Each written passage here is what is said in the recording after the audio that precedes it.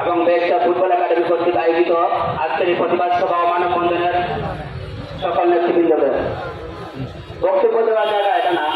আজকে এসেছি জীবনের নিরাপত্তা নিয়ে, জীবনের নিরাপত্তা চেয়ে আবেদন এবং ব্যারিস্টার সাইদুর রহমান সুমন ভাই এর হত্যার হুমকির প্রতিবাদে এই মানববন্ধনে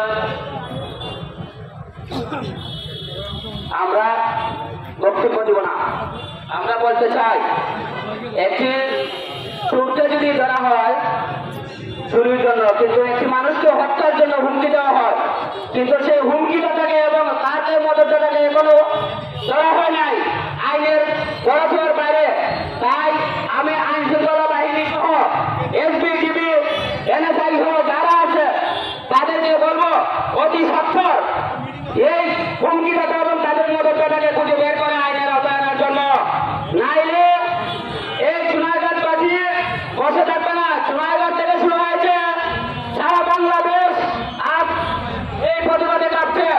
সুমন ভাই শুরু চুনাইঘাট মাধবপুর নয়, বৃহত্তর সিলেটের নয়, সারা বাংলাদেশের একটি আইডল। তাই প্রশাসনের প্রতি আঘাত আহ্বান জানাবো অতি সত্বর এই হত্যা হুমকিটা থেকে গ্রেপ্তার করুন। এই বলে আমি আমার বক্তব্য শেষ করছি। জয় বাংলা, জয় বঙ্গবন্ধু। আজকে বেশা কুমার ফুটবল একাডেমি আয়োজিত মানববন্ধন অনুষ্ঠানে যারা অংশ করেছে সবাইকে আন্তরিক শুভেচ্ছা। আমরা আজকে সারা হবিগঞ্জের যত একাডেমি ফুটবল প্লেয়াররা মানববন্ধনে অংশগ্রহণ করেছে। আমরা আজকে মানে দেখার কথা, আমরা রাস্তায় মানববন্ধন করতেছি কিসের জন্য? এইটা সুমন মাননীয় সংসদ সদস্যকে হত্যার হুমকির জন্য। উনাকে কেন হত্যার হুমকি দেওয়া হলো এটা আগে আমরা বুঝতে হবে। কারণ উনি শুধু ব্যারিস্টার নয়, উনি মানবতার ফেরিওয়ালা। উনি অন্যায়ের বিরুদ্ধে কথা বলেন, সন্ত্রাসের বিরুদ্ধে কথা বলেন, দুর্নীতির বিরুদ্ধে কথা বলেন।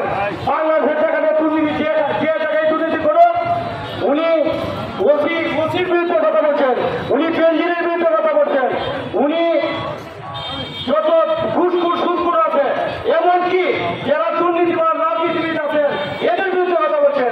সেই জন্যই কিন্তু ওনাকে হুমকি দেওয়া হয়েছে। আমরা এর তীব্র প্রতিবাদ জানাই।